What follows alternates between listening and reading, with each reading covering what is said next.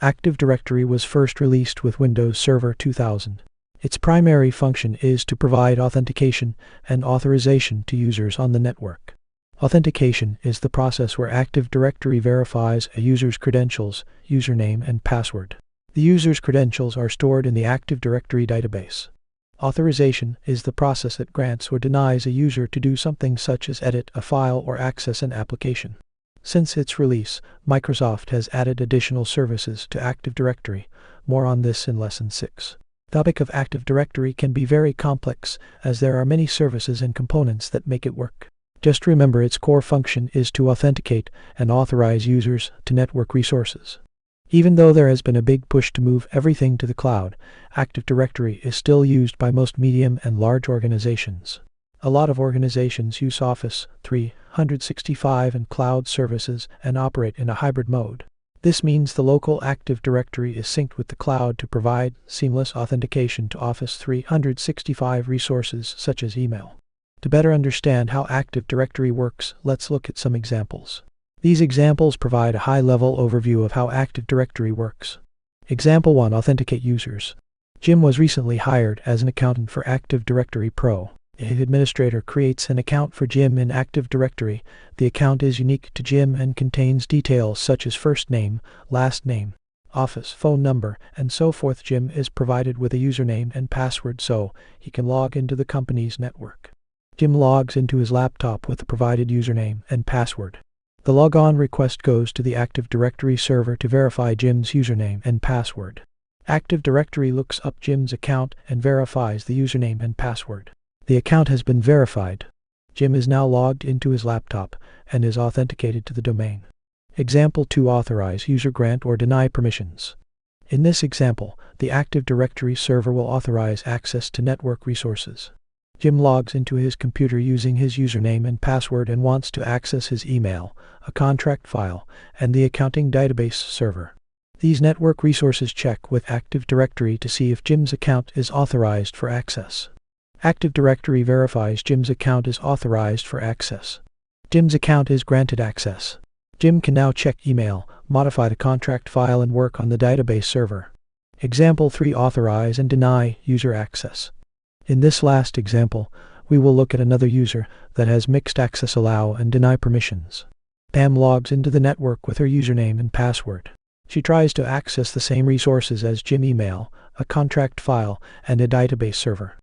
These network resources check with Active Directory to see if Pam's account is authorized for access. Active Directory verifies Pam's account authentication. AD also checks what resources Pam's account has access to authorization.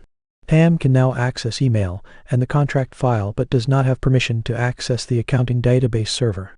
In all of the above examples, Active Directory works by providing authentication and authorization to users and network resources. No matter what technical jargon you hear, that is the core function of Active Directory. It is important to note that these network resources must be configured to use Active Directory. The resources are typically joined to the Active Directory server, but not all systems require this. There is a lot of configuration and planning that goes into configuring an Active Directory server. Organizations typically have dedicated professionals to implement and manage these systems. In the next lesson, I'll go over some of the core components of an Active Directory server. Lesson 2. Active Directory Domain Services. Active Directory Domain Services (ADDS). Active Directory Domain Services is the main component of Active Directory. ADDS can be broken down into 3 main functions. Directory service. A directory service provides methods for storing data in a structured way that makes administration and access easy. For example, Active Directory stores information on users, computers, and groups.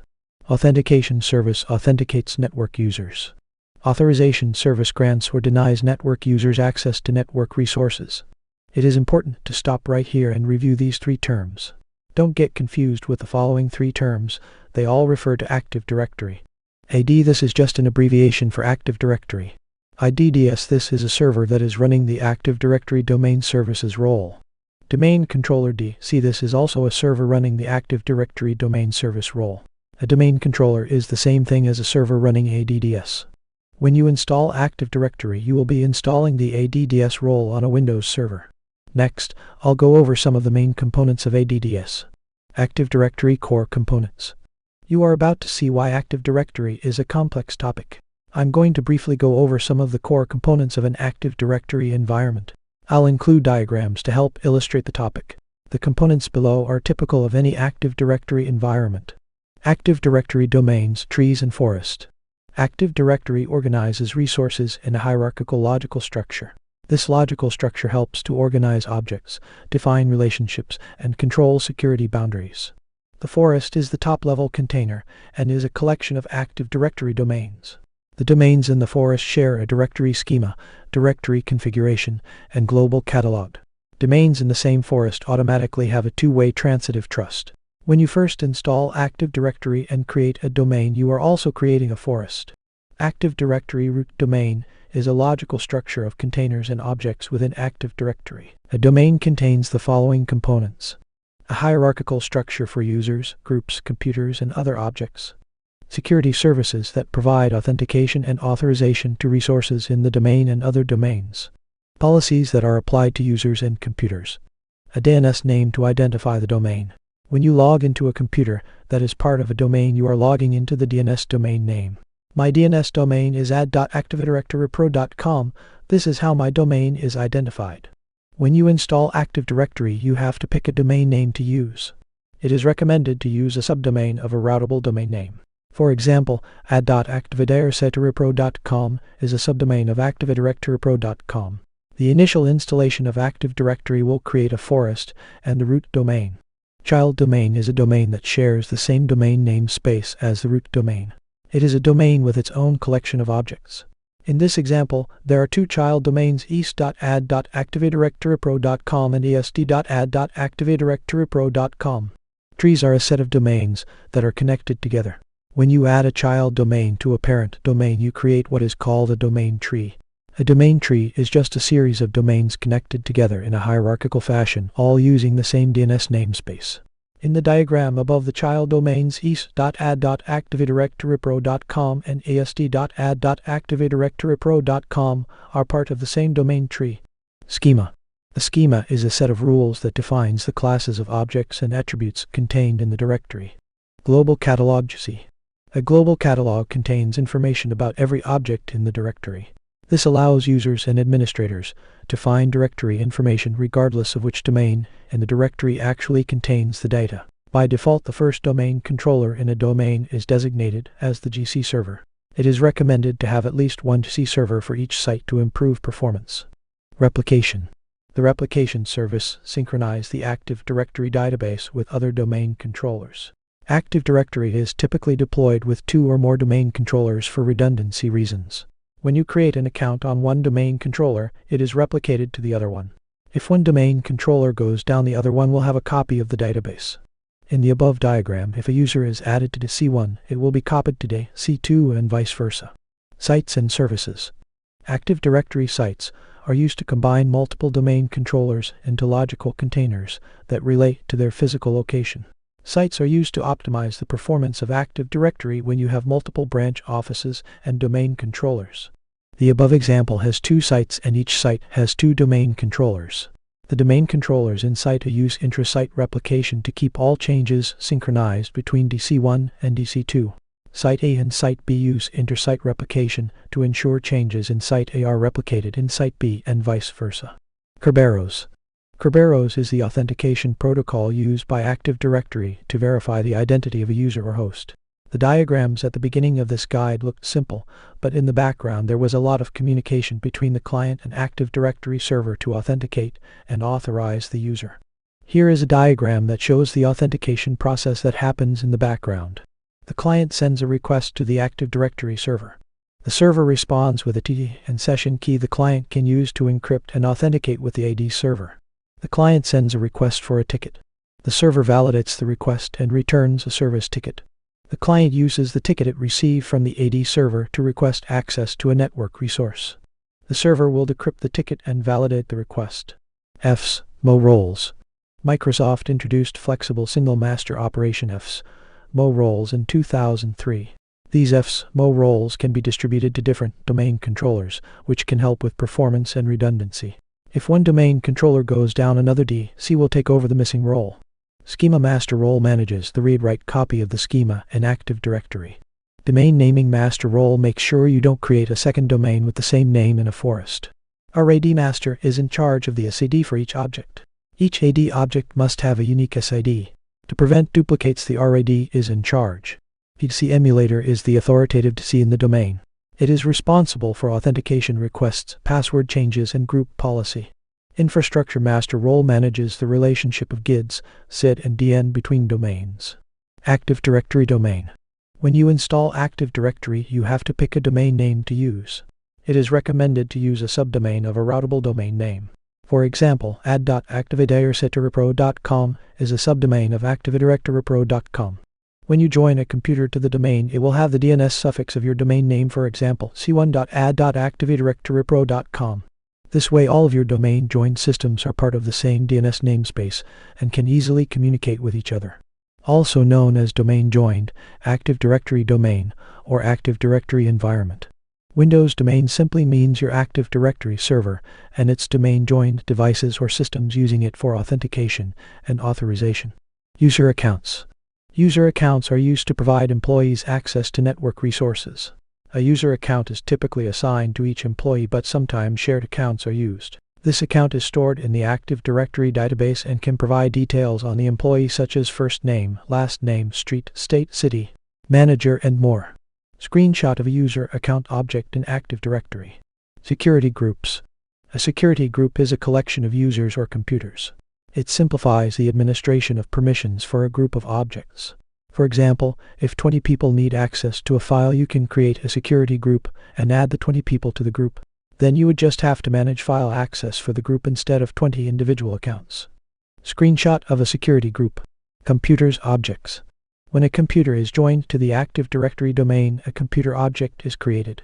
When the object is created in Active Directory, it becomes a trusted object which can be used to gain access to the network. For example, a user needs to log into the network and access a secured file. The user can log into the computer which is trusted and access the secured file if the user has been granted access. Screenshot of a computer object. Organizational units OU. In Active Directory, organizational units are used to organize Active Directory objects, users, groups, computers. Organizing your AD objects makes it easier to administrate and apply policies. For example, you could organize all users into their own department folders. It is recommended to separate users and computers into their own OU. Lesson 3: Active Directory benefits. The main benefit of Active Directory is its ability to centralize user management and access to network resources. Active Directory centralizes the management of the following: centralized management of user accounts, centralized management of permissions, centralized management of policy settings. Let's look at each of these benefits with some examples. Benefit 1. Centralized management of user accounts. By using Active Directory, you have a single place to create and manage all user accounts. For example, I'll pretend Active Directory Pro has 100 employees and they all need the ability to access the network. An administrator would use the Active Directory users and computer console and create all the accounts in one central location. The employees can now log into a computer and access all the resources they have access to. With no Active Directory, you would have to log into each resource and create an account. This would be a nightmare to manage and would be very time-consuming. Here is what it would look like with no Active Directory server. If Jim wanted to access network resources, an administrator would have to create the account on each system he needs access to. For example, an account needs to be created on the laptop, on the database server, on the file server, on the email server, and so on. Now you need to do that for 99 more employees. That would be a major pain. This would be very time-consuming and impossible to create consistency across all users and resources.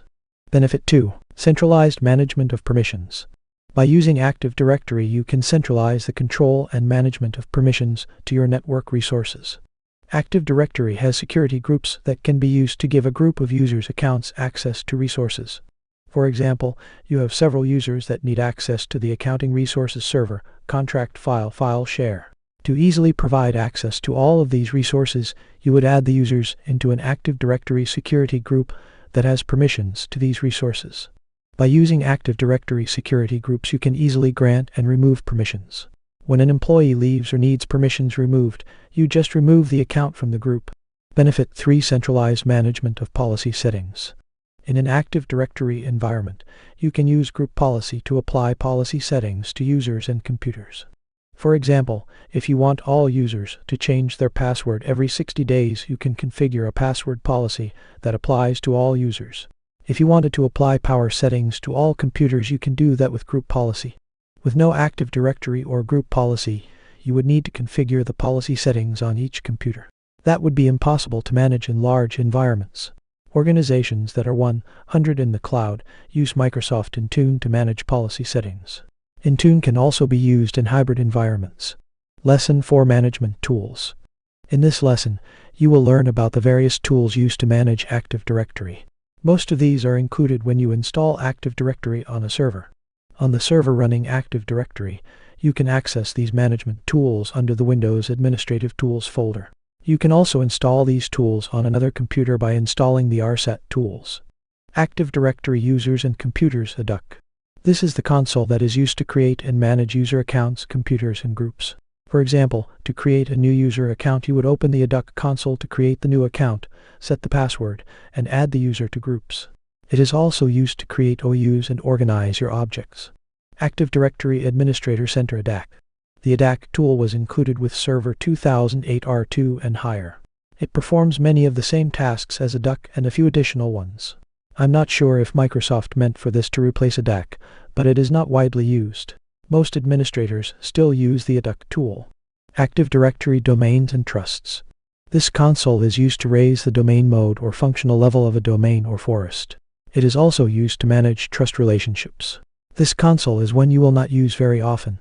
Active Directory Sites and Services. This console is used to manage your sites and subnets. If you only have a single site, then you will need to use this console.